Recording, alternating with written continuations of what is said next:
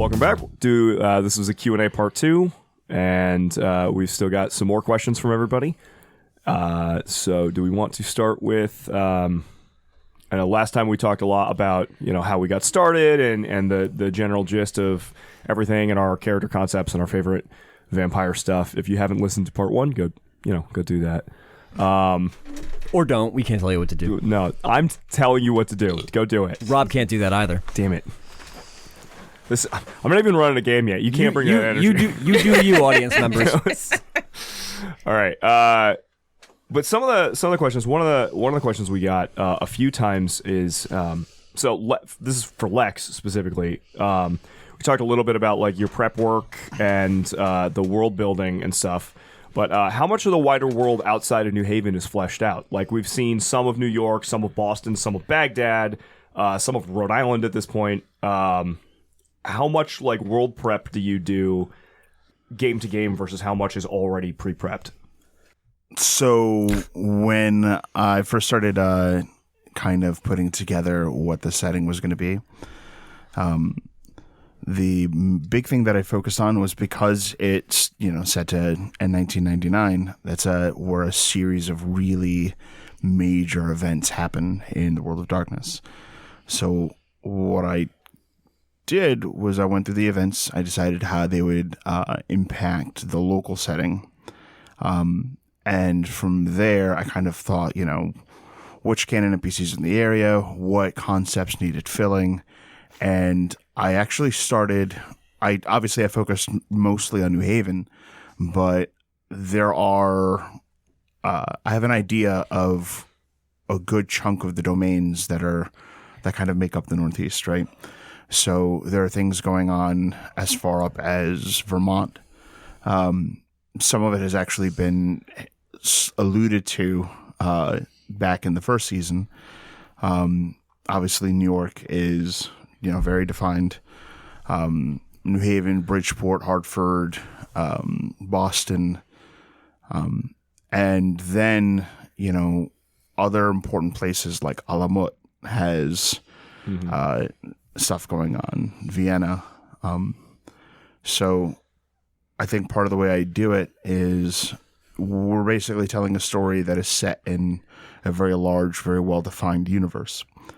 So there are things happening in those universe, in that universe, but I try to kind of keep focus on the characters themselves and how they interact with those big events, like the vision you had in season 1, right? So Neil has this vision, and a whole lot of that vision can kind of pertain to the story that was going on at the time. But for like more, I don't know, White Wolf lore heavy players, they very clearly saw the rise of Urshulgi, and it meant something totally different to them. But even like aside from like other cities, there's a sept of werewolves that's in the area. Mm-hmm. And I know there's some people that are kind of waiting for like, the Get a Fenris to visit Johnny, which, spoiler alert, I have not forgotten, and neither have they. So yeah, and a lot of it has not made it to the screen, so to speak, yet, but it's there. Cool. This is sort of a question that's for all of the players, and we've done it a few times in game, and obviously Garrett made official art in 2 different styles that we've put out there for everybody to look at, but because we've sort of our characters have changed over time between the 2 seasons. Can we go around the table and sort of everybody give like an updated description of what your PC looks like right now? If you want, I can start. It's Neil is tall and like way too thin and gangly, and he's got this like greasy hair curtain. Although at the end of the season, he's got a white stripe in it, and it's actually pushed back and it looks nice. Upgrade. He started the season wearing like slacks and a polyester bowling shirt, but has switched out into his more like, I don't know, 60s mod goth look, like, a turtleneck sweater and thin pants, and then when he's doing sorcery shit, he's got like a weird gauzy black like hooded. It's not like a cape. It's not a cloak. It's like a mantle. I don't know how you... I can picture it in my fucking head, and I don't know the clothing word for it. But yeah, he's just like a tall, weird-looking, like, nervous white guy who's just... Since his hair is swept back, what color are his eyes? Now that they can be seen. Now Now that they can actually be seen, they are brown. Okay. Yeah, he's got brown black eyes. pits. Well, they are brown eyes, but if I remember right, like when he does weird vision, like Caliph magic shit, they like dilate until you can almost not see the sclera. Right. I just thought they got bloodshot. They're just, I mean, that's not Caliph. That's that's the other. That's the shit he does with Wynn. Yeah. Some of the shit he does with Wynn. Yeah. All right, I can go next. Britta she looks to be about 18 to 19. She has notably large, bright blue eyes, light to medium brown hair. Her build is slight but balanced. She tends to wear a lot of very feminine clothing. She likes skirts. She kind of gravitates towards like a neutral palette, but also likes like purple and some lighter colors. And she's always wearing gloves. That was actually something I was joking about the other day. Somehow, our art, she's not wearing gloves. I guess in the beginning, she didn't have the crescent showing through. And then all the art for Britta got done before a crescent moon showed up on her hand. Yeah. So which was Boston. I think it was Boston when that happened. Yeah, when we went to see the Giovanni. And Regina Giovanni. Actually, it was before that. It was She was scribbling It on was her New hand York. before It was New York when what was it? It was the sign I was supposed to look for was it Black as the Sun or Yep, black as the sun, red as the moon. yeah, and when that got mentioned, you like scratched into your hand. yeah, So that's when that first started. So I think all the illustration stuff was from season 1, which was before that. No, we're talking about that real fast. And I don't know, Lex, I don't know if you can tell spoilers or not. Have we hit all the Manchurian candidate triggers yet for Britta? Or No. There's no way. There's got to be a million more. No. Right? All right. nah. Let's see. Also, for One's coming, actually. Oh, fuck. So this is gonna be Oh, be no. cool. how would you? I'm even- trapped in a van with her right now. Yeah, it's pretty good. What would make you think that was over? I don't know, man. Optimism. It's never over. Nah. Let's see. Never over. It's not. It's the whole...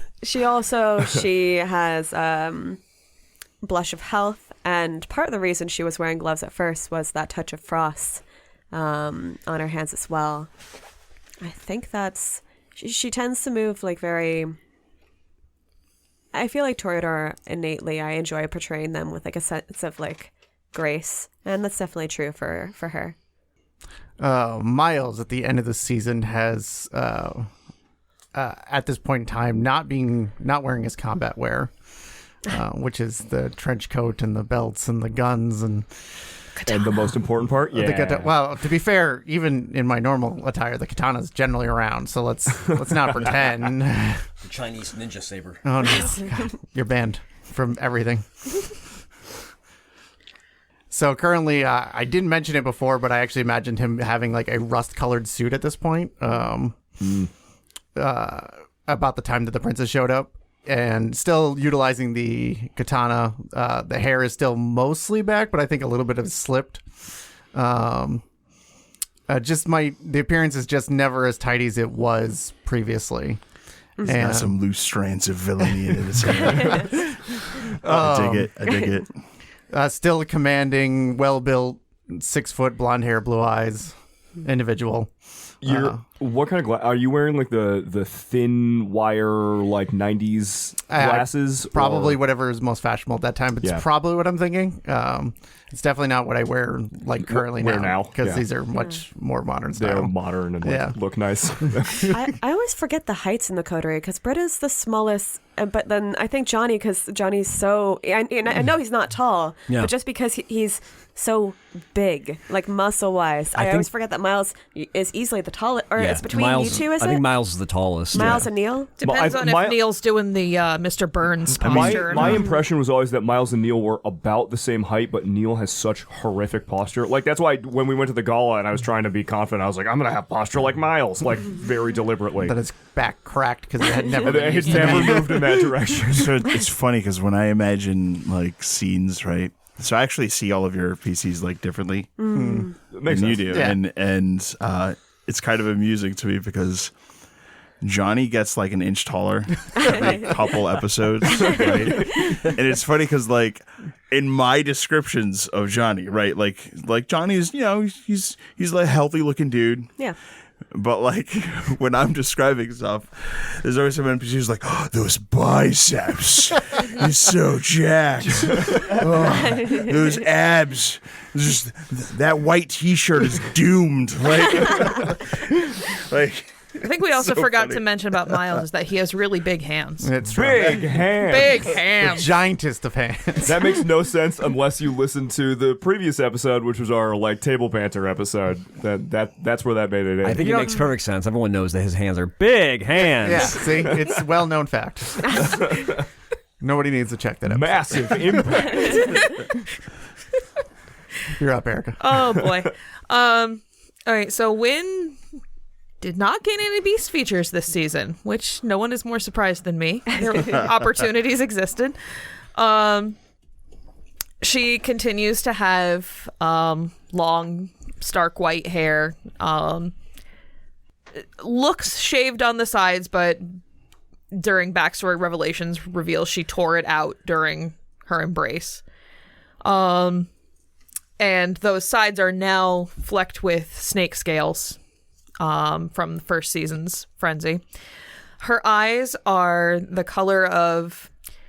I said seagull initially, but I've been looking at a lot of pictures of birds for lots of reasons. And actually eagles have the same color eyes. All right. So, Just drop the C. Kegels? Damn it.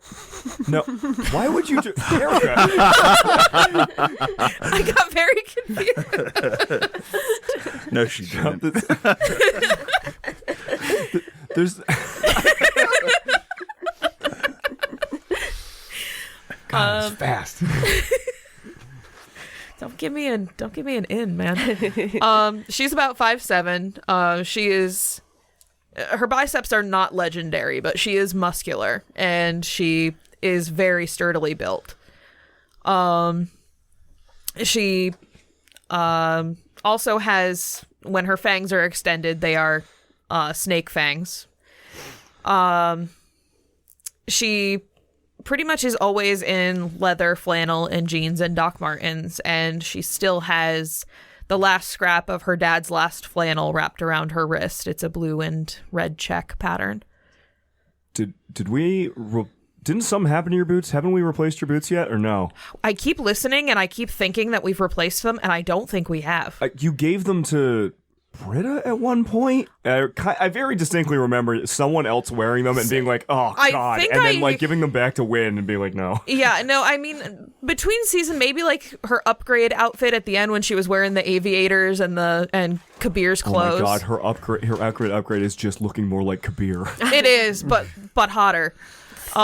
Fair. Yeah. But yeah, she did do the upgrade, so that might still be what she's wearing at this point as the season ended, was a gaudy red and gold vest, a button-down white shirt rolled up to the elbows, not all the buttons buttoned, and then a pair of men's trousers. And aviators. I vacillate so wildly on what my opinion, what my belief of what Kabir's appearance rating is, that it, and I don't want to know, don't tell me, but, there are days when I'm like, that motherfucker's like a 2, maybe a 1, and there's he's got to be like a 4 or a 5, right? Just like a scummy 4. Kabir's appearance rating is the weirdly hot guy at the carnival. That really 100%. tracks. I fear that. 100%. I hear that. You can't put that in numerics. He is the hot guy who's He's the hot carny. most of his possessions he bought at a gas station.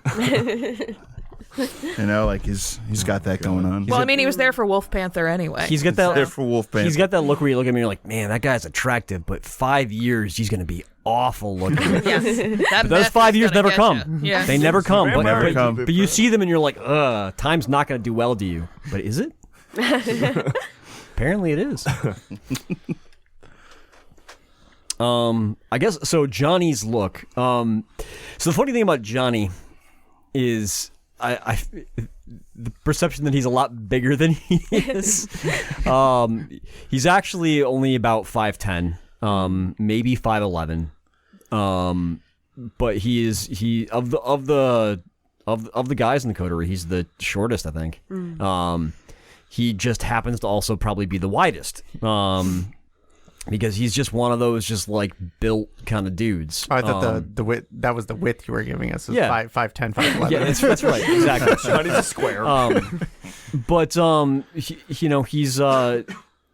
he's the idea around him is, and I didn't say this before, but obviously the other inspiration for Johnny is Jack Burton. Yeah. I mean, that's every Brouhaha. If Yeah. a Right. Brouhaha is not at least a little bit Jack Burton, you're not doing it right. I feel like that really kind of infers his look. He's got very dark brown, maybe black hair in that kind of Kurt Russell in the 80s look. He's got that permanent 5 o'clock shadow. He was embraced when he was on the road with his truck, so he didn't actually get a chance to like prep and shave and all that kind of thing that a lot of people get. I would assume a lot of people like in the Clan Ventrue, like Miles, get a chance to like prepare themselves before they're embraced.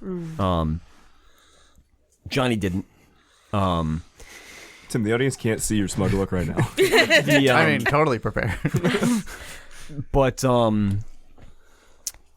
yeah, he's very solidly built, and always wears like a pair of worn but mostly clean like Levi's 501s with a pair of like brown heavy work boots.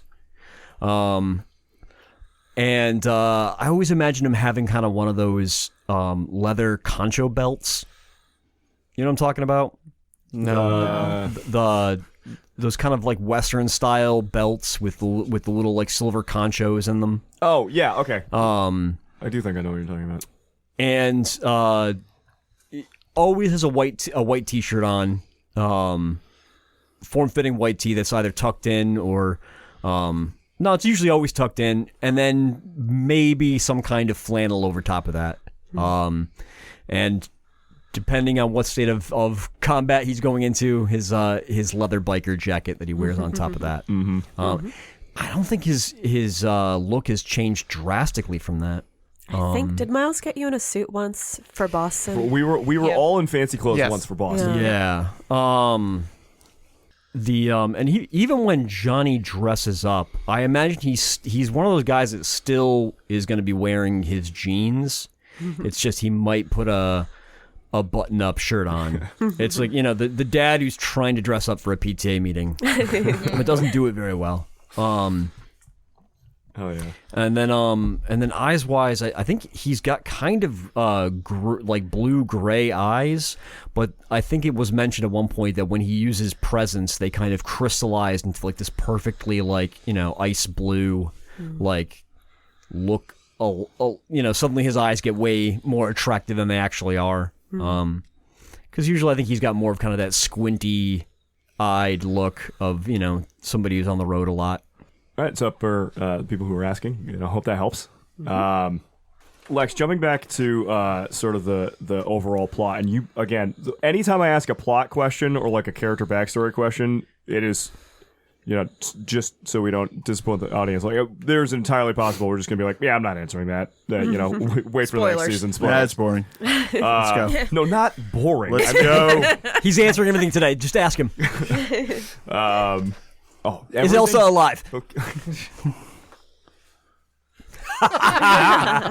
Never mind. Don't answer it.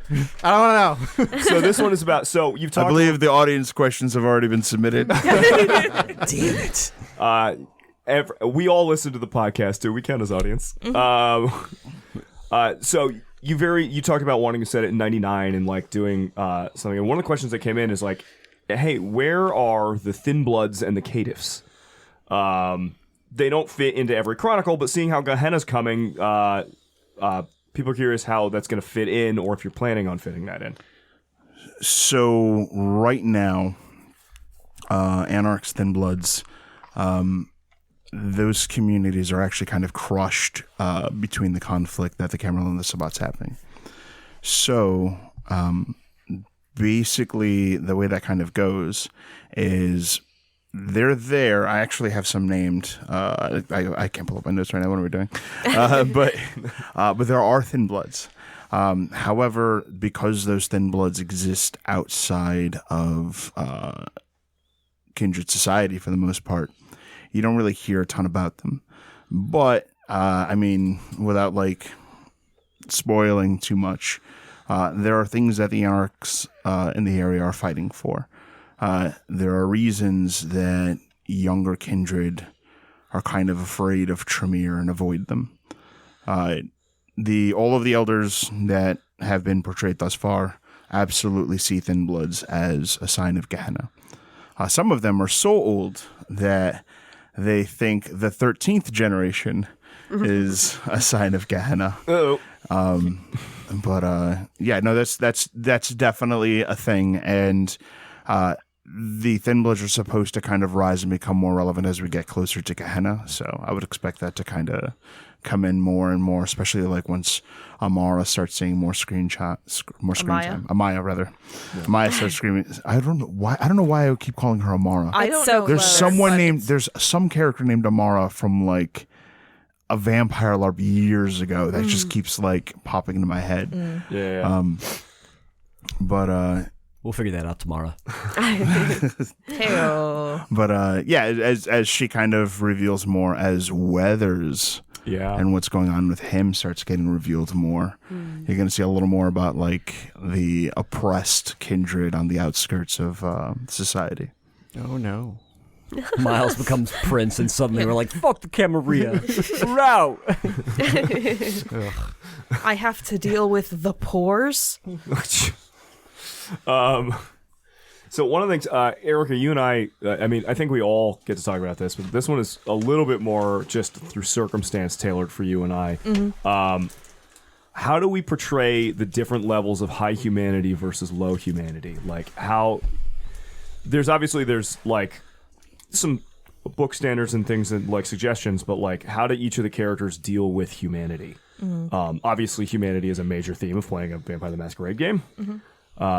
So how do we deal with it? And you started low and dropped lower. I started at 6. Okay. She was not regular.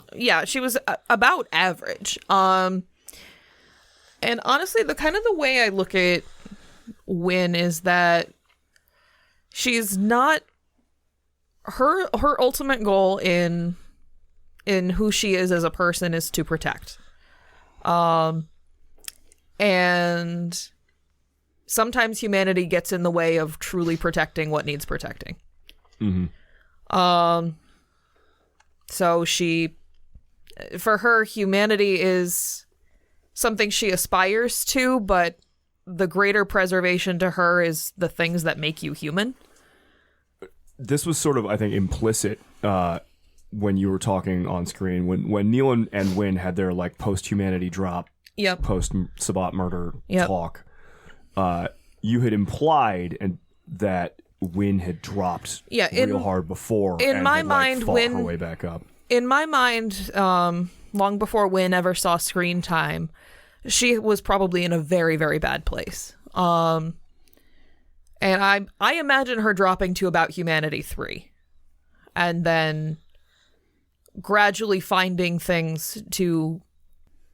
Love feels like the wrong word, but to cherish and to want to not lose herself completely to the desire to protect too. Like, if they don't want me around, what am I protecting them for? How will I be able to keep protecting them if they won't let me near them? Yeah. And so that does come back to the things that she's lost and the dark places she's been, and wanting to not stop being human, but not forget that she's a monster, and just being comfortable that there's going to be highs and lows with that. Because the world is an ever-changing place, and her blood especially is one of change. Rebecca, like Britta did not have the same drop. Like you've maintained since the beginning, right? Have you dropped at all? No, I lost 1. I started at 7, and our skirmish with the Setites dropped me to 6. That's right. But Britta has held on to that 6th sense. Particularly in the face of somebody like Lex, you legitimately had Pendragon walk in and be like, "Humanity's stupid, lose it, kill this person," like, sort of. No, pretty much. Yeah, like, We were there. so like, where do you want to talk about Britta's walking that tightrope? So in that scene, I started doing some mental math pretty immediately. As soon as I remember within the mind of Britta getting very anxious as soon as Lex described that there was a mortal in the car. And I started doing that mental math on how I could possibly keep her alive, because I just assumed that she was there to die. Which is part of why I tried to take as little blood as possible. I figured that however much blood I took, Pendragon would take as much or more. So the only safe amount that I could take would be 1. If I take 1, he takes 1, she's alive. If I take 2, he takes 2. She's not getting a hospital anytime soon. And that kind of mental math is common for Britta. I think that when she's trying to keep on a hold of her humanity, she doesn't have a memory of being human. And so it's all very... It's a strange combination of analytical and emotional, how she tries to keep hold of her humanity. She tries to both feel through it and reason through it. And it matters to her. She's very protective over the things that she's lost so much, and anything that reminds her of herself, she desperately wants to keep hold of. But it's complicated. And I think that she knows as well, Pendragon, other NPCs, keeping a hold of that humanity in this society is kind of proving to be painting a target on yourself. And she's not willing to lose that target. So she has to navigate that. Garrett, Johnny's the one who is actually most closely tied to other human beings, like in his former life and things like that. Where is his relationship with humanity right now? I don't have my sheet in front of me, but I think he's pretty much stayed constant throughout the game. I think He dropped once when the place caught fire. That's Yeah, right. you That's tore right. those I think he's at 5 right That's now. right. Okay. Yeah. Yeah, because he started at a 6. He started at 6. So he must be at a 5. I think that Johnny is kind of he's kind of resigned himself to the slow descent into low humanity. We've talked about the possible paths for Johnny's humanity of going down a Delgado road versus a Weathers road versus a Pendragon road, the different Bruja examples. I'd prefer him to go down the Weathers road. I don't think I see him going down the Pendragon road, because I personally would like to roleplay more of a hopeful kind of story. So chances I get for the character to really see the fact that his family's still around, and that he can, he can kind of be, he can still be the father that he ran away from being. So I think there's a lot of chances for him to go on a better road than either Delgado or Weathers, right? No. Tim, Miles Diablerized someone. What? How's his have no humanity proof. doing? It's less than it was before I diablerized somebody.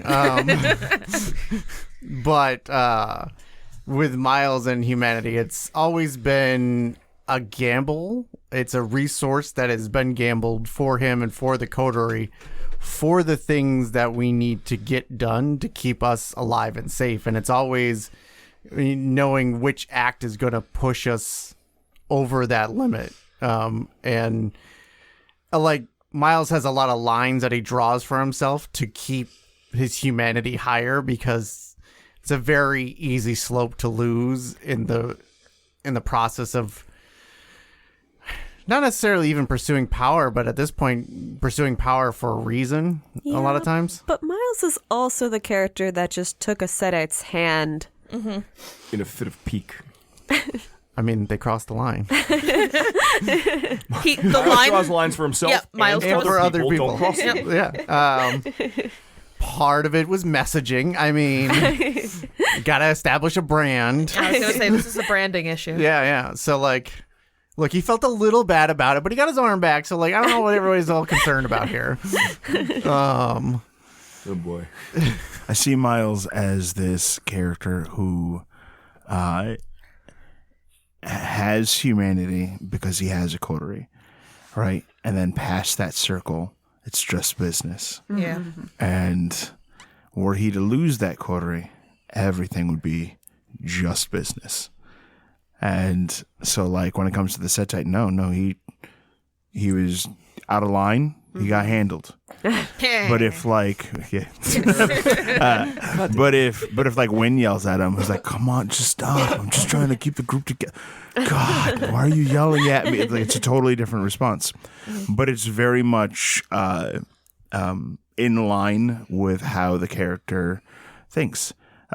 He's kind of callous in a way that he really only sees his coterie as people, but that's also kind of what makes him really interesting.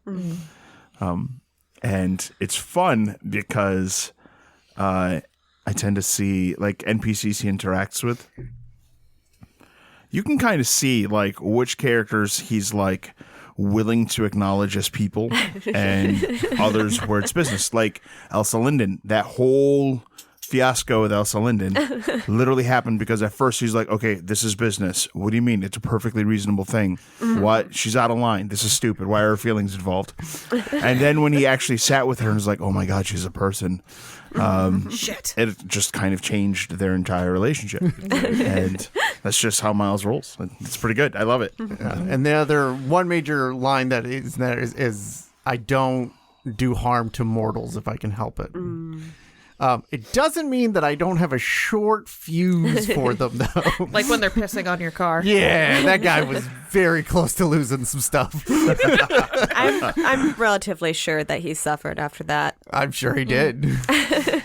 That's why I never looked him up. One of the weirdly scarier uses of presence is just like, I'm going to doe eyes at the crowd. That guy's about to get his ass beat by a gang of angry folks. Listen, I've wasted not wasted. I have spent a lot of XP being very, very pretty. So it's got to have its uses. Absolutely. As someone with appearance too. Yeah.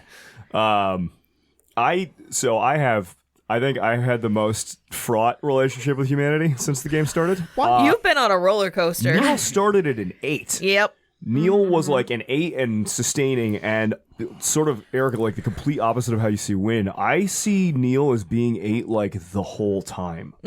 I just never, like, I never really saw him dipping. Yeah. He was just based on who he was and his lifestyle and the things that he did and his choices. And he has a pretty high conscience. Like, one of his highest virtues is conscience. Yeah. So, like, he's just, like, he feels bad a lot, but he doesn't, like, that. That's so funny that you have the highest. I think you probably have the highest conscience in the group, right? Yeah. I have a 4. I don't know about. Everyone. You know all the jokes about how my courage sucks and I'm like constantly scared. It's because my conscience and my self-control are really high. We're both force. All right. I have a 3. Yeah, makes sense. I also have a 3. 2. Yeah, Miles. That fucking tracks. But 5 in self-control. so Nice. like yeah, that also fucking tracks. So I played Neil very high humanity, very like in touch with other people's emotions, very like, which is not like 100% thing, but the way that I see him losing humanity, because I think it's a little bit different for everybody, right? Yeah. Is that he starts to withdraw a little bit more and starts to see. So Niels, we've talked about his derangement, right? Like Yeah. he hoards, he collects things, and like to me, the lower his humanity gets, the more entitled to those things he starts to feel. Yeah. Where like, like in my head, I don't know if it ever came up on Mike, but in my head, like he owned the pawn shop. Poor like people who were in a desperate way would come into town, like come in to sell him shit. If he really liked something, he would keep it because like that's him. But then like if they were just selling shit, all right, fine, and he would keep it in the store and sell it. Mm-hmm. If it was like an old lady selling her wedding ring because she needed to pay for like her husband's health insurance, whatever, I saw him in my head sneaking back into their house and like putting it back. Yeah. And doing that kind of weird little shit. And then as his humanity dropped, like there's a reason at the end of season 2, he was like, hey, those people fucking took things from me, and I'm going to go terrorize this neighborhood, take everything back, hurt them for taking things from me. Mm-hmm. Like, make sure they never take from me. Make sure again. they like look at all, and he could in his head like look at it like, look at all the good I've done for this neighborhood, and this is how they treat me. Yeah, like, which is fucked, right? Like, send them a message. Well, you double botched. Yeah. But that's the thing is I started as an 8. Yeah. I've only lost twice, but both those times were botches. Yep. So when we went after the Setites, I dropped from an 8 to a 6. But that somehow also feels like someone who has been an 8 for so long to then be encountered with these situations, it feels like it should be a more dramatic loss. Like he's gonna feel it deeper than. There are those like, there are the hints and stuff of like, hey, he went on like adventures with Assamites once. Yeah. But like, other than hanging out with the children of Hakim, this is the first, like, recent nights, this is the first time he's actually gone and like done stuff. Does and not Neil just do be like a little weird guy? Does Neil do the thing where he like feels bad for objects? Like if someone's trading in like something that's clearly been cherished, he feels bad for it. Or like a person. So not the person. He doesn't feel bad for the person. He feels bad for the like it's a dog being dropped off at the shelter. Sort of. He sees value in objects. He sees the inherent value in objects, and they're all emotional connections. So, like, in some ways, yes, but in some ways, no, because, like, yes, a cherished ring, for whatever reason, might be the same as, like, hey, I have this book of receipts from 1976 that I just kept for no reason. Right. And, like, they have the same emotional value. Right. So, like, yes and also no, which, like... So two things really quick. Yeah. One, I love the idea of a book of receipts from 1976 because you can't see any of the ink on any of those receipts anymore. No. It's literally just like a folio of just paper. crinkly, nasty receipt paper with nothing on it. And then two, I think Neil's humanity is probably one of the best indications of the setting in that the Camarilla is this non-changing entity, right? Like it is this representation of the old world, of the power of elders. And I feel like your humanity has almost kind of sold the idea that that 1999 is a weird era of flux, and things are changing and rapidly, and it's scaring a lot of people in the Camarilla and in the world of darkness in general. Yeah, I can and see that. someone like Neil, who for the past however many decades has not really changed, all of a sudden in the span of a few months, things are getting really out of hand. You're like the weirdly the canary in like the freaking in the coal mine for the Camarilla. And kind like of for that. the coterie. Yeah. So sort of transitioning from that a little bit, personally, the massive loss of humanity was a curveball, and I had to sort of think about how to play that. Lex, one of the questions we got was, we've talked about your prep and the world and all that kind of stuff. What were there any like big curves that the story took that you did not like? Any things that we threw at you, or like ways that the story ended up turning where that took you off guard? Or you were like, oh, this is not what I thought was going to happen. Vito Zantosa being embraced. Yeah. Yeah. That was a big surprise. That was probably the big one. So I expected there to be some conflict between, the PCs when Britta's programming kind of came into play. And, of course, she has this program in her to take out vicissitude-oriented, threats. So she gets activated, and she goes and she makes her move. Now, I expected a bit more back and forth, but she just pastes him. You got arrested longing, So he's just done. I like that you expected back and forth. In the part one of this Q&A, you specifically called out Wynn and Britta as being weirdly surprised that they one-shot paste someone every time. So the fact that you were like, but she one-shot pasted the guy. I didn't expect that. Well, Vito's a powerful character, right? Apparently not. That dude is some serious business, and she's just like, nah. And so he gets rocked, and the coterie that's there is reacting to Britta. So I was like, okay, so Vito is, he's done. And I was just kind of thinking in my head while that scene was going, how it would kind of shift the plot around and let other characters basically fill in for certain rules that Vito has in the overall story to kind of, obviously the course has been changed now, but deciding kind of how to convey that. And then Johnny embraces Vito, and I was like, to me, it was kind of well, this is interesting because a few things have changed. One, obviously, Vito's a vampire, and that has, its own consequences. But also, Johnny just helped this, minion of the Sabbat. And that could blow up pretty bad in his face. And I feel like it has been. It's been coming up. Yeah. For sure. Yeah. And it got to a point where Johnny's like, fuck you, I don't work with the Sabbat. And I think it was Renwick is yeah, what about these things? And Johnny's like, well, fuck you. I have no answer for any of that. It all happened. Circumstantial. Yes. Just get out of my face with those exact your facts. details. Yeah. Man, I like Renwick. We haven't gotten as much of him, but I know more's coming. Yeah, Renwick's fun. Actually, out of the NPCs of the game, I would actually say, while obviously misguided, Renwick is one of the more good-hearted characters. Yeah. Obviously, He to seems me, to have a bend towards justice. yeah, exactly, and he's actually a lot like Weathers in that way, which kind of causes their potential relationship to be really complicated. Yeah. He feels like he's just working like us, but with the opposite set of information. Yeah, because so the point of Weathers, right, is that the idea is before the coterie came around, Weathers was the protagonist. Yep. He was the good guy. He was the guy that was trying to make things right and look out for people when things would go bad.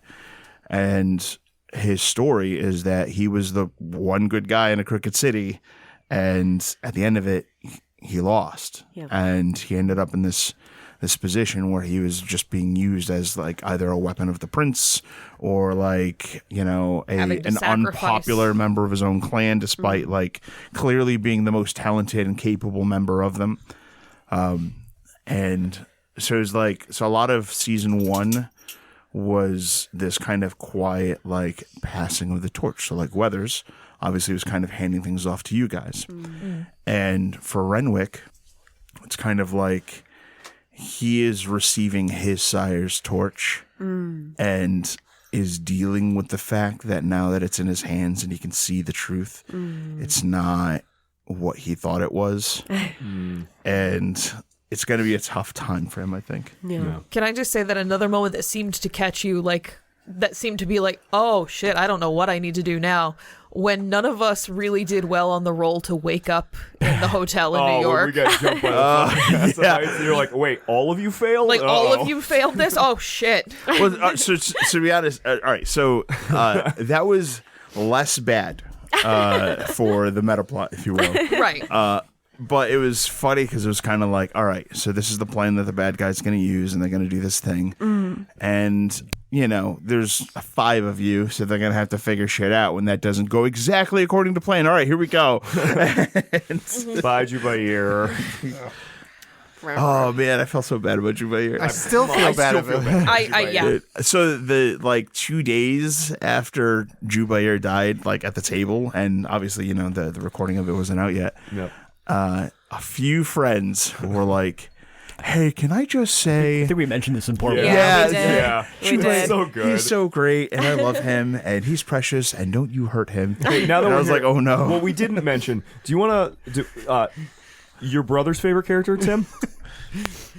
Days after or something? Yeah. Had been recorded. Yeah, so my brother thought I had named a character after him, which may have happened because I named him just blindly. Subconsciously, I was Yeah, like, yeah, right. Mark's a good name. This happens to me a Marcos. lot. So What a good character. my brother's like, he's sassy. I love him. Marcos was good. And Marcos then, was great. He yeah. was sassy. and he came down from where he is out in Ohio, and he's talking to me and Lex just looks at me and he's like, What do we do? What do I say? Yeah, because he's looking at me and he's like, "Man, I just love that NPC so much. He's my favorite, and I just don't know what I would do if he died." And I'm like, and I look at Tim and I'm like, "Tim, what do we? You got to tell him. I'm not telling him. You got to tell him." So we opted to neither of us tell him. Well handled, boys. We waited for the episodes to come. Lex, I love how your bullshit catches up with you when you like meet people who have been listening and like they're like, "Oh, this is great," and you're like, "Oh fuck, I did some dirty shit." And I feel okay at the people at the table because they deserve this. But Yeah, our audience doesn't. They've consented to this. The most divisive so far has definitely been Pendragon by a lot. Yeah. By a whole lot. It seems pretty unified to me that, this is a bad guy, but he fuckable. No, that is not. No, No? that is Interesting. largely what women have responded with. That's A lot of the guys who have talked to me are like, "Yo, this guy is just, I don't know, he's fucking smarmy and he makes me uncomfortable and I just hope he dies. I hope someone kills him. I do not like this dude. He's up to something and he needs to stay away from Britta." I want to see a Raven Pendragon fight. Was that? I want to see a Raven Pendragon fight. I have actually envisioned how that goes. yeah. Oh. Yeah. Interesting. Yeah. I don't want to know what That's- you've 'cause envisioned. that might but happen. So like, Yeah. There's a few like Titanic characters who, if they fought, it would be very, very interesting. Yeah. Probably. I've envisioned how it would go if Wynn catches what Pendragon's doing to Britta, and it just looks like Wynn getting wiped across the floor. But Yeah, Raven has all right, straight up. yeah, well, Raven's got flesh of marble. Roman Pendragon is vastly more dangerous in a fight than Raven. However, Raven is a professional Survivor. punching bag. Come at her with whatever, she will make it out. And that's kind of how, at least I envision. Obviously, Yeah. this. Who knows what will actually happen? yeah. But Yeah, the gangrel way is to wait until the And Brujah mine- burns himself out of blood, and then you eat well, it. that's like the problem, right? By the time he's out of blood, the neighborhood is gone, and so you can't do that. But what you can do is shattered fog and freaking leave and just That- go away. Yeah. Be out. That also Because feels like her style. I mean, that's and that's not a guarantee. that's the best move though, right? In most vampire fights, the best move is just get the fuck out. Yeah, absolutely. If you don't have surprise. Especially if it's a Duncan and there's But so Every in my, fight where we have not set the terms, it's been bad, and every Yeah. time when we jump somebody, it's been real good. Like, yeah, so exactly. In my mind, Raven has to do a couple of things to make it out. Yep. One, she has to drawing out the beast because if he's in control of his actions, he will crush her with presence, Yep. and it will be not good. So he'll paralyze her with presence, and Right. that's it. She's stuck there until she dies, which is not a long wait. yeah. But if she draws out the beast and he just goes on a blind rampage, she Gorilla can, mad. Yeah, she can just get out, just go. And Raven is a very clever survivor. And now, unfortunately, if it's PCs and Raven And then she's uses drawing out the beast on We're Roman all dead, Pendragon, and she gets away. She still leaves. Yep. and just kind of like, hey, if you guys are as good as you guys think you are, you'll leave too. Oh man. We are not that smart. Oh God, I would try to get him out of frenzy. I know you no. would. Stop it. Like a moth to flame. Anyways, Villains. moving on. See, there it is. It's very divisive. So, Garrett, one of the questions that came in specifically for you, you sort of already answered, which was, hey, is there anything that would make you cut ties with the Camarilla? Do you regret being here? You answered that. Yeah, so, no, 100%. Yeah. No, I mean, honestly, Johnny's a hair's breadth away from leaving the Camarilla. I think literally the only thing keeping him in the Camarilla is named Miles. Yeah. That's it. But so that actually directly leads into the other question that came in for you, which I don't know, because we haven't fully done these on screen, so I don't know if we want to save these for actually on screen. Sure. Lex, you can make a call on that too. But like, how did Johnny originally get involved with Miles and Company? Like, how did you become a part of the coterie? How did? Well, the character of Johnny, his story starts on the road, when he got into a fight at a truck stop, trying to stick up for some mortals who were getting bullied by the Sabbat, and that's not a fight that you win, and he got shovel-headed. Which, for people, I guess, who don't know, when the Sabbat recruit people, they basically mass embrace mortals, throw them in a mass grave, cover them over with dirt, and let them frenzy underground. And whoever survives basically digging their way out and feeding off their brethren become honorary Sabbat members. Now, there's a little bit more to it than that, but that's the basic gist. And so he got embraced in kind of a traumatic way like that, survived, but also after getting out of the ground managed to slip the Sabbat. I figured he was in such a state that, not every shovelhead gets corralled like they should. Some of them actually do manage to get away, at which point he made his way back to Connecticut and was eventually found and picked up by Weathers. No. Weathers managed to corral the young Lick, explain what had happened to him, and help him kind of actually fit into a society. And Johnny desperately needed purpose. Because all he wanted to do was go out and look after his family. But that's not a good idea because a vampire can't necessarily do good things for a mortal family. So Weathers helped him with the actual influence he would need to make his family be okay, and in response and in payment, basically put Johnny to work as a bully boy. Miles, who was an up-and-coming venture in the city, was I imagine was basically headhunting for talent. That sounds about right. And seeing that Weathers had this talented young Bruja who was not under the thumb of Shaw, who is, pretty headstrong, but was mostly a good guy. The two of them just kind of got along because they were basically up and coming at the same time. Mm-hmm. And I think for Johnny, it was just kind of a foregone conclusion of, I'm working for the Camarilla now. I guess this is the guy I'm working for. That is correct. And yeah, and then basically became work friends, right? Yeah. I know him from work. Yeah, exactly. Nice. Yeah. So Tim, sort of piggybacking off of that, one of the questions that came in for you was, which coterie member does Miles feel the closest to, or does he kind of keep them all sort of mutually at some form of arm's length? Woof. Which kid's your favorite? Pick your favorite child. Prince Davenport.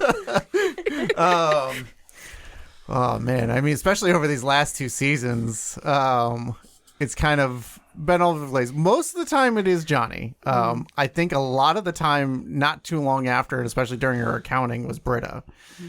Because she was closer to how he was at a vampire in a lot of ways. Yeah, I'm glad that we get to talk now that Daddy's dead. Oh my God, fuck him. Because we You couldn't just had to really get talk. one last one in, didn't you? As if Yeah, that's it's not going to be the last It's not one. the last one. Damn it. No, because we couldn't really like talk about anything that you were doing. Very much on purpose. That's correct. The one he doesn't is Neil, because they're just really We're very different people. Very different people. Neil is very good at the things that he has been able to do. He's very good at information gathering, and he's influential with the number of forces in the domain that Miles does not get along with. So that was the pickup. Wynn, as discussed towards the end of the season, is another hitter that he found,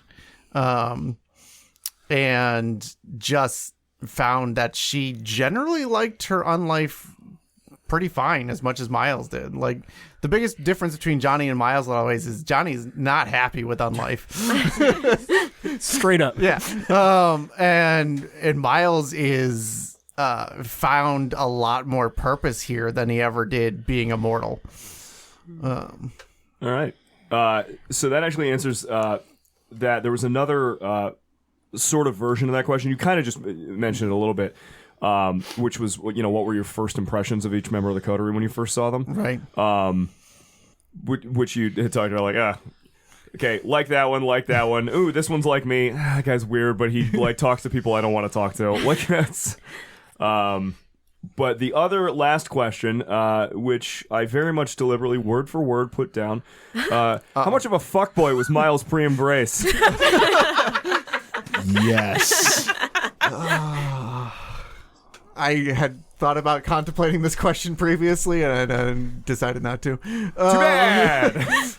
I would imagine... Super fuckboy. He was kind of a fuckboy, man. Come on. Did he fuck? I mean, yeah. I would He say, was a fucking music producer, Yeah, dude. Like, in the 90s. like, if fuckboy was one of the skills, he'd probably be like a 4. Well, he wasn't a music producer in the 90s, music producer in the 80s. That's- oh, God, that makes it worse. Yeah. 80s cocaine-fueled fuckboy. Like, straight up. I think that at that time I was trying to find gems and make, like, during the 80s when he was an actual immortal producer, and like trying to uplift people that were good at their things, but that probably also means that if he didn't really see them with talent, he probably took advantage of them. Yeah. It's dark. Yeah. Very dark. Yeah, I mean, that has changed Miles. and be similar when he became a music producer vampire too. So Yeah. but that's how he... You literally feed by luring people back to your house on promises of, like, a record deal. Right. Inviting. It's not a lure. What? I listen to their mixtapes. I do. They're garbage, but that's fine. But I fulfill my end of the bargain. Erika, Yo. to jump off the fuckboy question, one of the ones that came in for you was like, hey man, do you actually know how to take a bath, or like is it just the shower? It's Is it canonical just- that she knows how to take a bath. She did it in season 1. She showered in season 1 after the okay. Weeping Bear. I like how offended you are. Yeah. She's like, No, I know I- how. I've just gotten into so many Twitter things about this. But I had to, not everybody's on Twitter, so I have to. I know, I get that. This is not directed at you. This is a yes, wind showers. She doesn't see a whole lot of need for it. Yeah.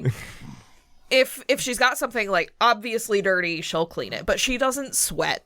If she bleeds, Yep. she'll wash it. But or if she gets Weeping Bear viscera on her, obviously that's going to come off with lava soap and an SOS. So that's pack, actually sort of but- related. Speaking of Weeping Bear, what is the discipline that I think I know the answer, but like, what is the discipline that freaks Wynn out the most? I can see you going a couple different ways with this, but I think it's changed Yeah. over the years. It definitely started with Protean because that makes sense. she manifested claws like immediately after the embrace, and that was such a traumatic moment for her that she didn't get over that for a long time. And I think it was learning how to meld with the earth that gave her some peace with it. She has seen what vicissitude can do.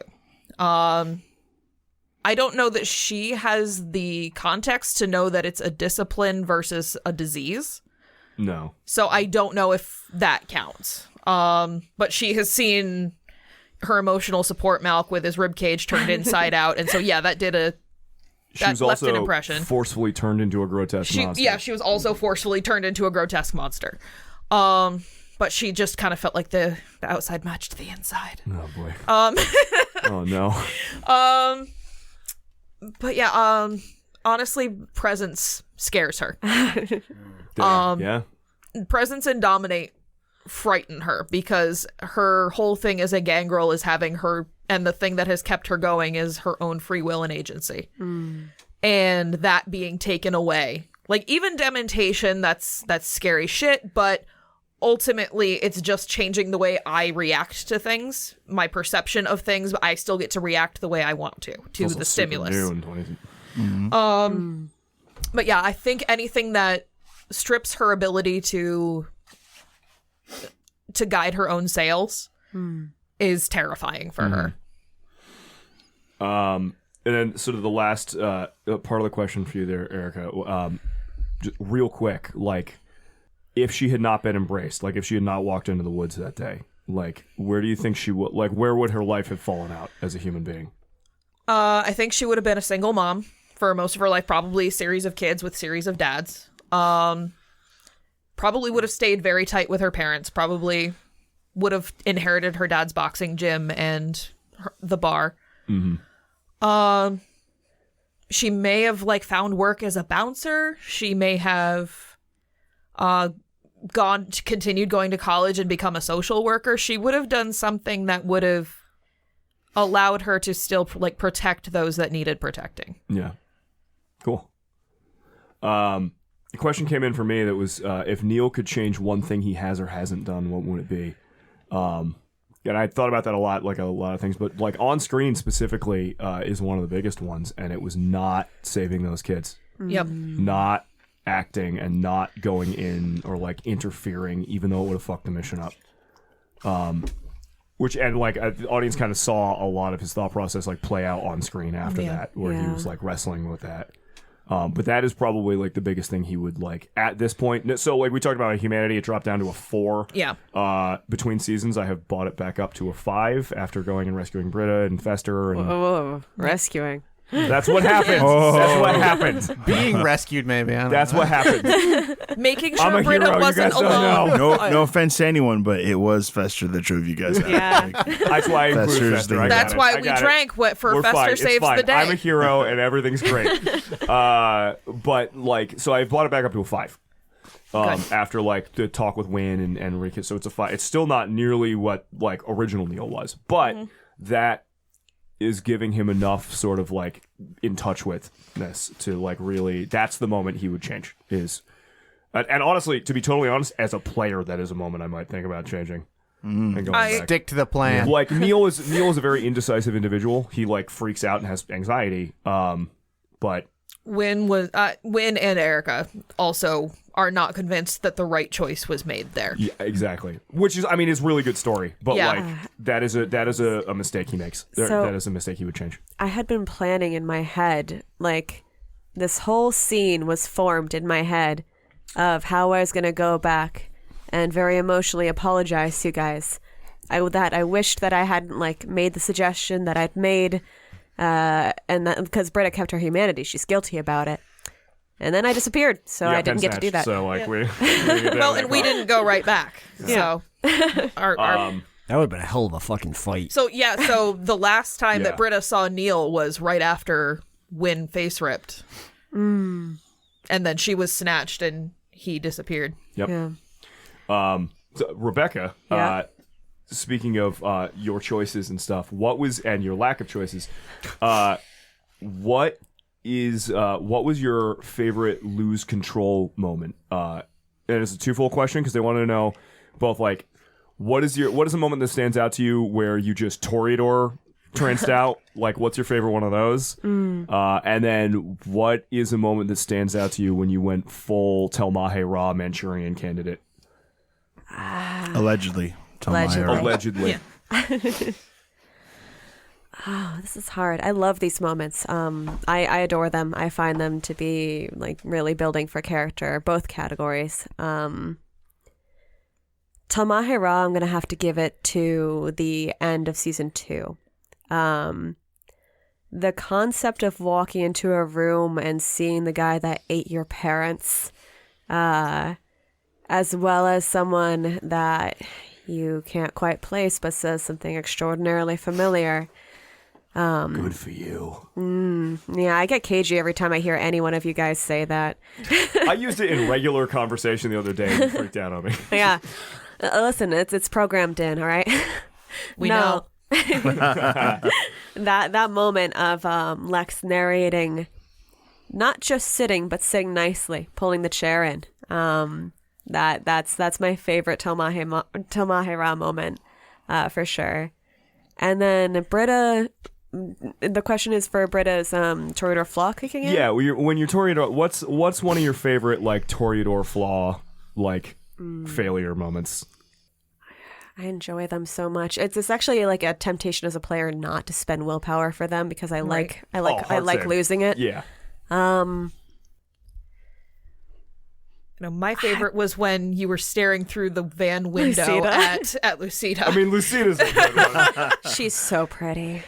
I was going to say her corset was also on that list, if I remember correctly. I mean, maybe not necessarily a failure, but are there any moments that stick out in your mind where you really appreciate the fact that Lex went out of his way to make you test against something? That's a good one. There's no, I can't name a time where Lex was like, hey, stop and roll this, that I was like, oh no, I don't want to. I think half the time you prompted him, you're like, how pretty is it? Well, okay. I mean, that's actually super legit point. Literally just the rolling series of checks walking through Pendragon's fucking like Toreador trap house. I think it's a tie between The cage. yeah, I think it's a tie between Lucida because that was like I remember distinctly that I had been thinking about the character and I had realized I had never said on screen that Britta was bisexual. And I got kind of sad about it because I was like, oh, that should be represented. I don't really like when something like that isn't said and just kind of said out of character. And then I remembered that I like drooled over Lucida for like 30 minutes. So I don't know. That's like I took that forwards. But then Garrett, you had this commentary during the Pendragon series of his house roofing me. You put it much more elegantly, where you were talking about just like how much of a trap that is and how that literally saps away your will. Yeah. So it's tied between those two. I have to give it to Those those. are both really fucking good. Yeah. I think my favorite, I don't think you actually rolled, but you like just chose to RP it, was at the Dunkin' Donuts. Yes. You guys ran into Bisexual Zabot. confusion intensifying. Yeah. Okay. And Britta was like, that's the other black hand. I like it. Look at his I hair. like it a lot. Then what's the word for that? Scaroused? How do you pronounce that? Scaroused. Aroused. I'm scaroused. Wow, Mark I hate McDown that. is scared and horny. Yeah, straight up. And Britta's like, oh my God, is he about to come across the street? What should we do? I need you to know that Wynn really wanted to say something there, and I'm not letting her. Guys, you're going to have to leave me behind. I'll hold hold them them off as back. long as I can. Yeah. Let me face just a little bit of the peril. Nope, too perilous. Delgado is definitely. I mean, he's so cool. I would have named him as one of my favorite NPCs last Q&A, except that we haven't gotten as much interaction with him. But just goth, cowboy, vampire, all of these aesthetics are perfect aesthetics. He's so goddamn cool. I got a quick question before we move on here. All right. Everyone needs to know, since we talked about Lucida. How is the Midnight Blue Ferrari doing? Does everyone need to know? Everyone needs to know. I have some bad news, right? So, Lucida is a world-class assassin. However, she is also really cocky and will just leave a mess if a situation calls for it. And I'm going to pull back the curtain a little bit, right? So ever since Miami, right, along this massive crusade that the Sabbat is doing, there has been a crew of La Sombra who are gathered together, one of which was a character who was once called Archbishop Polonia, but is now called Cardinal Polonia. And they've been kind of, gathered and protected by a black spiral dancer kinfolk La Sombra by the name of Tally the Hound. Oh, I hate all of And that. Tally's been running security. It's a bad sentence. Up and down. Well, Jan Peterzoon hired Lucida to eliminate these La Sombra. And she has been traveling the East Coast assassinating La Sombra leadership. However, Lucida is not a spy movie star. She is an action movie star. Oh, no. And cars do not make it to the end of action movies. So It's a trade for the knives we took, Okay, audience, I need you all to pour one out for the Midnight Blue. so yeah. Oh no. So like I fully planned. I don't know if I'm gonna remember to do it or not, but at some point, obviously, Lucida comes back because that story actually concludes in Hartford. I do plan to have Lucida come by and be like, what car? And just not remember. She just That was goes through fucking so weeks many. ago. Then she throws a ceramic shotgun over her shoulder and it shatters. Johnny's like, I like her style. Oh, she seems really cool. Yeah, I like mean, Johnny tossing the shotgun was like a prelude. to, like, Look, I got the Storm Purple Lambo right now. We're doing okay. It's okay. We're I have doing a car okay. buffer. It's just like I need another one. Tim, it's okay to grieve a little bit. Rebecca, the other question that came in, speaking of like the Toreador and your Toreador flaws, does Britta, so beyond Britta's loyalty to the coterie, does she feel any sense of belonging to or with the Toreador? Like, does she feel like a Toreador internally? So that's been complicated. In a lot of ways, being like essentially raised by the coterie, she weirdly ended up more Toreador than I think she might have if she were raised by a Toreador. She filled so much of that Toreador gap in the coterie that she grew towards being that. I think also with the local Toreador, there's a sense of separation, but also connection. We spoke very briefly about behind the scenes that she was receiving some instruction from Elsa Linden, how to learn how to double speak, that kind of thing. And she certainly had a feeling of connection in that way to Elsa. Seeing her as a mentor, as an example, not in all ways naturally, but like having that sense of admiration towards her. But having that sense of admiration and like that very sort of sincere warmth towards her, I think also separated her in some weird ways from the rest of the Toreador. She wanted to get close to Romeo when he was alive. She still wants to get to know him, but that got complicated. And like fucking werewolves. you can even see like in certain scenes that like she didn't get to go to the soiree. What do you call it? Is it that? Soiree? Yeah. The salon. Salon, thank you. She's been cut out of a lot of like she ends up in odd positions with the Toreador where she doesn't get to always be with them, but she's always one of them, if that makes sense. Well, now that Elsa's gone, like Is not Yeah, proven. there it is. I have this okay. I have this headcanon and I haven't had quite the opportunity to put it into play yet. That because Elsa wrote songs, one of Britta's Britta sings. It hasn't come up, but I like to imagine that they probably, collaborated in making music in that way when they were teaching. Yeah. So, Lex, so one of the questions, I jumped the gun on the first part of the question for the first part of the Q&A when they wanted to know how to spell Z's name. But the actual question related to that was, why did you decide to fit a demon into the Chronicle? And how do you handle that kind of like cross-genre stuff while still keeping things focused on like this is a Camarine vampire game? So the reason I used him was actually because that Tremere Chantry was Househorn Society. And the implication that it's supposed to have is that, actually, not Househorn Society, Order of the Worm, which is a bit different. Okay. And this Order of the Worm Chantry, the implication there is actually meant to be that the Camarilla, the Tremere, there's been this quiet conspiracy regarding the ongoing events concerning whatever it is that's under New York City. And Z was summoned and bound with the intent of it being a potential solution to this problem. And so while there is a demon that's being introduced, it is actually very much a vampire oriented story.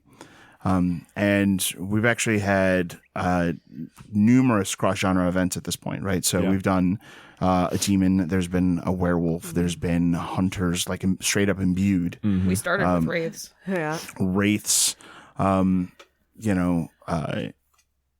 so the idea, right, and especially in like the old like revised Masquerade book, is that these are things that Kindred do cross paths with, and the vast majority of the time they don't have a very strong understanding of exactly what it is that they're dealing with.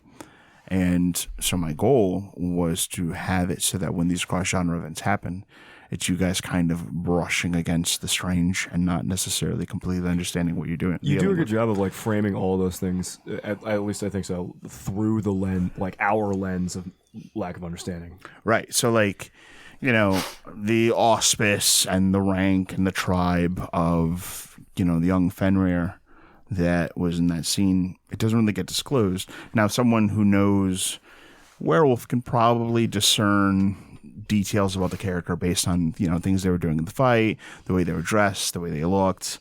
And I think that kind of holds true for all of the cross-genre stuff. I haven't really used the terms of those genres and kind of kept it through like Kindred lens.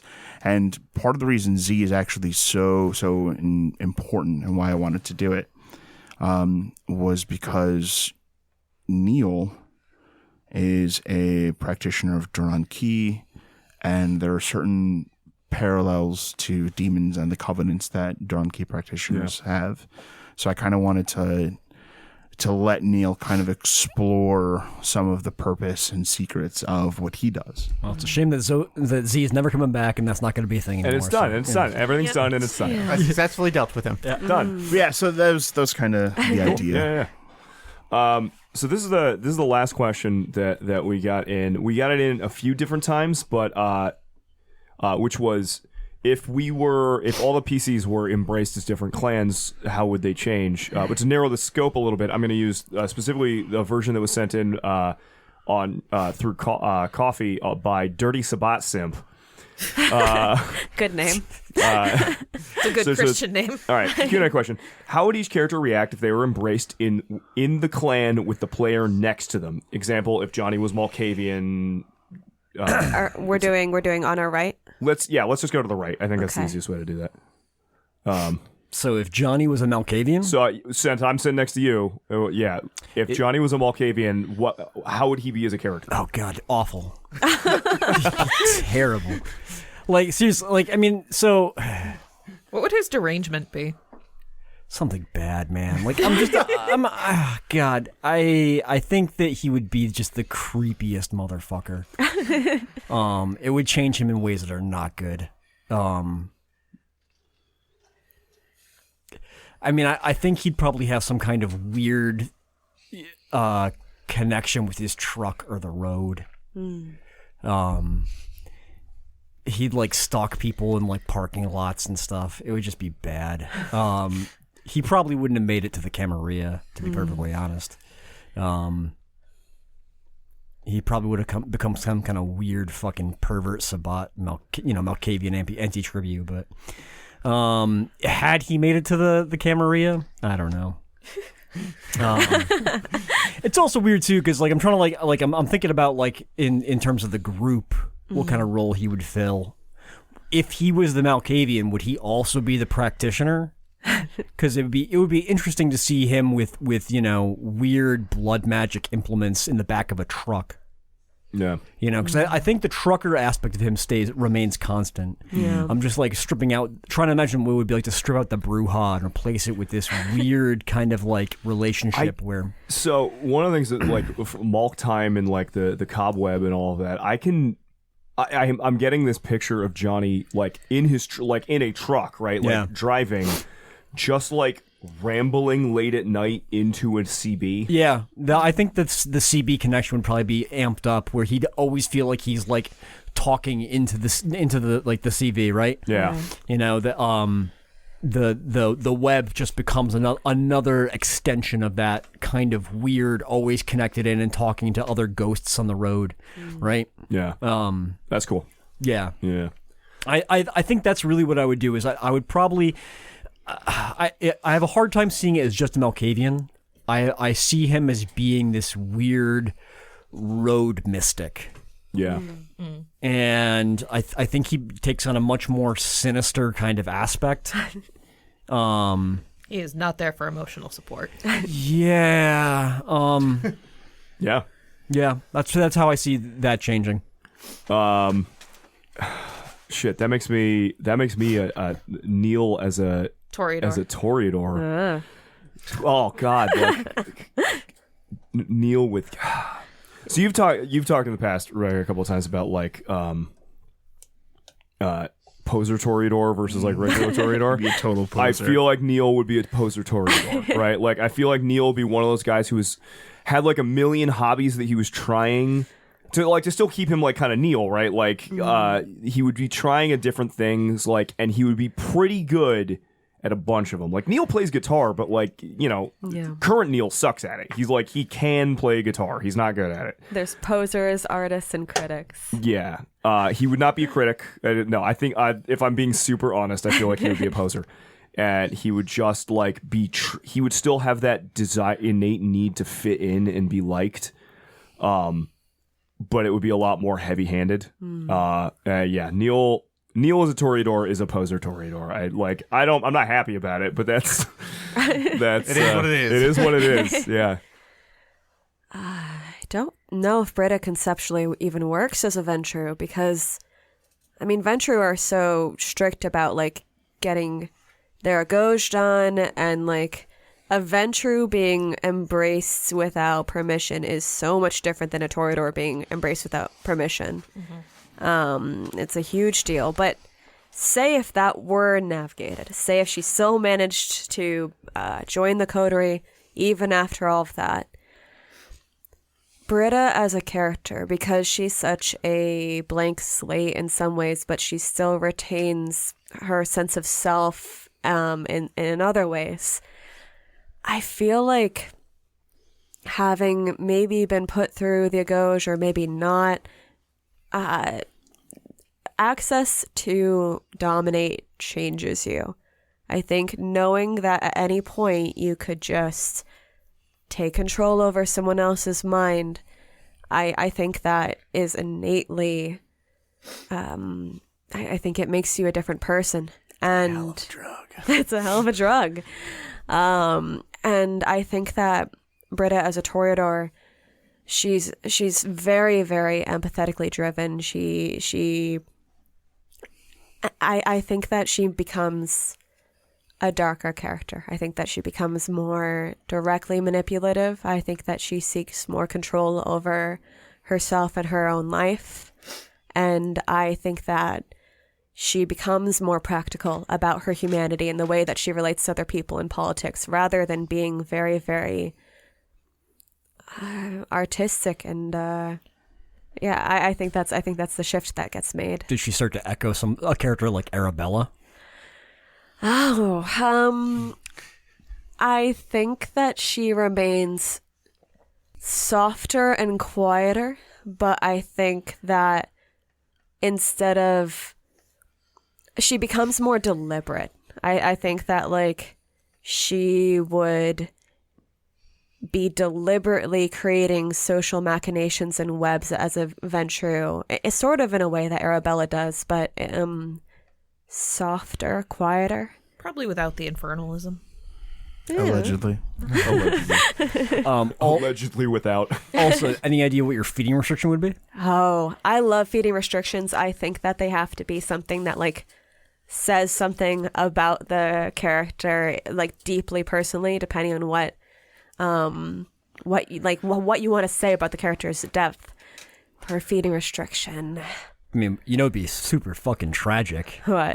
If you take the first scene you were in and just keep on going with that, where it has to be fucking young, like lost girls. Yeah, that's a good one. Villains. It has to be villains. Gonna run out of those. You're not going to run out. It's not really a feeding restriction. I also love I don't know if I've ever mentioned this, but I love the idea of a Ventrue restriction that's not type of people, but it's the circumstances in which you feed. Yeah. Like, I love the idea of, like, you have to be brought food while you're on your chase at home, right? Or, like, you have to feed at midnight and not 5 minutes afterwards. I think ultimately that the choice I'd make for her feeding restrictions are people with memory issues of some kind. Maybe like other amnesiacs, anyone maybe with like Alzheimer's or I was going to say an elder's home. Britta's gonna bonk someone on the head real hard before she feeds. She's such a mirror.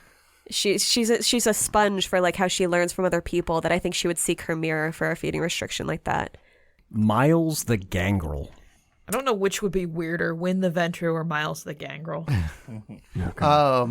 I think based on the way that I operated, I really see myself as some sort of like over the top rock and roll individual. As a gangrel, like Axel. Like not Axel, Thrash. Yeah, something like that.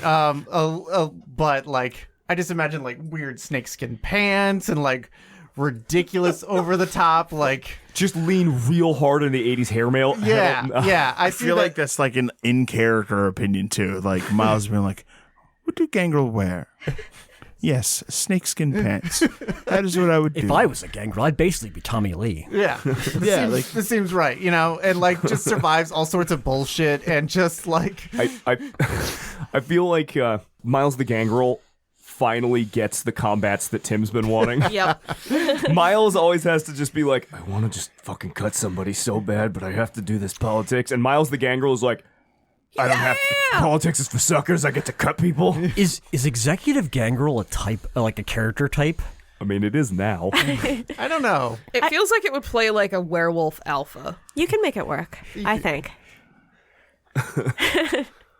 That's kind of how I feel about that, and the whole sex, drugs, and rock and roll kind of angle. Fuck yeah, dude. Would he still have a katana? I don't know. It's hard with claws. His claws would be katanas. That's no. It's not how it works at all, but he'd find a way. I believe in him. Wynn the Bruja would just be faster. She'd be exactly the same. Incorrect. Change out the flannel for a leather jacket.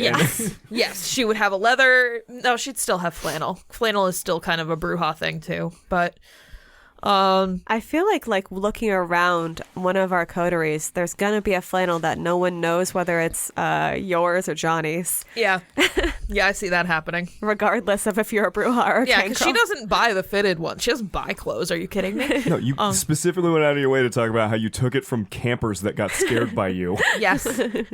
But yeah, when the Bruja is faster and hits harder, and doesn't have claws, but she's functionally very similar. Her anger, she probably doesn't simmer as much. She's less of a diesel engine and more of a bottle rocket. I see also more of your boxing roots being much more influential in that, and being much more of a fisticuffs than maybe the fire fist thing. Yeah, she'd have burning wrath. Yeah, I see that being 100%. much. Fucking punch for days. Yep. Right. Punch mom. Yep. Punch mom. No chaps though. There would not be a chaps. No white hair? No white hair on Hey, Wynn? No, she'd probably still have the white hair. And Miles the Gangrel will have something. Yep. Oh my god, what is Miles the Oh, Gangrel's? it's definitely a boa Oh. constrictor. Oh, yeah. God, you had that fucking ready. Snake pants. Yeah. He was getting there. Yeah, I thought There's a Wynn was theme. leaning into the snake thing. Miles but the Miles the Gangrel is still being pursued by the fucking by the Setites. Setites. you've got like a wet, like one of those like wet curly mullets. Is you know what I'm talking about? Yeah. Like oh man. Miles, but oh man, now you just look like, like the a fucking Jake professional wrestler. like Jake Yeah, the Snake, like Yeah. you know, Yep. but like blonde. Oh my god. Yeah, just kind of like Mandy, or not Mandy. I know we Randy all want to Macho see Man this Savage. character, but Oh god, we got to do an AU at some point, right? Yeah, You know, like where we a are one these shot or something. characters. Yeah. All right. anyways. So that's the question, guys. I want to specifically thank Euthanasia and Dirty Sabat Simp from sending stuff on coffee. Nicholas, Marie, and Delawaka Pikachu. Are we sure it's not Sabat's imp? Oh, it could be. Anyways. Man, so if I'm pronouncing any of these wrong, just send me hate mail. I deserve it. Delawaka Pikachu through email. Not you, Erika. You do not have permission to send me hate mail. I don't need to. And on Twitter, we got a bunch of questions from Histerby, Arrow Walters, Night Yorb, Allie Borden, Spider Arcana, Rob 101117. Send Rob compliments and nice things. Sure, It'll get no, under don't do it'll, that. it'll get I- under no, his stop skin it. way better. Stop it. I did that once, and now he won't talk to me anymore outside of podcast. I'm not talking to you now. Short Fuse Gamer, Daniel M 03239152, Bad Interneter, Yorkshire Mal, Lagathu, and our friends over at the Fourth Leg for sending us all those questions. Thank you everybody for doing this, for showing interest in sort of hearing a little bit of behind the scenes. Next up, we're going to have a mini-series that we've talked about on Twitter a little bit, Forgetting Asheville. It's a mixed genre Chronicles of Darkness mini-series, where I'm going to be STing. Lex gets to play for a little while. You've been running this game for years at this point. Little while, yeah. And also in the Q&A part 1, talked about how you literally never get to play anything. Yep. So we're going to let you play for a little bit. And we were talking before about whether or not we were going to give, descriptions of who we're playing and who you guys are playing and what's going on. But Garrett had the idea to just have me give descriptions, and everybody who's listening gets to kind of try and figure out who's going to play what before we're going on. So I'm not going to... It is a mixed genre game. So we're pulling from 4 different genres for the players. 2 of you are the same thing. And so I'm just going to give like a weird human description and see who's playing what. I feel like some people, if they know us, might be able to pick out who's playing what. Intro scenes. We've got a final girl on a motorcycle. We've got a self-described I look like Macklemore town trickster. We've got a very sad emo boy. We've got a flower child. Yeah, I think that's like big enough, right? And the last one is introed shirtless washing a car. So big himbo energy. So I'm like, we've recorded some of it so far when we're recording this right now. I've been having fun with it. I hope people enjoy listening to everybody playing new characters, a little bit new dynamic. And then after that, we will be coming back for Path of Night Season 3 with the Coterie, which I am hyped for. Also, man, sitting in this chair, sitting in the Storyteller chair is fucking hard, dude. Like this, like this. The first episode name will be Week of Nightmares. Oh So, shit! get ready for that. I It'll hate be that. fun. Not fun. Oh boy. Week of Nightmares. All right. Well, thanks everybody. Thank you. Thank you, everybody. See you next time, Kindred.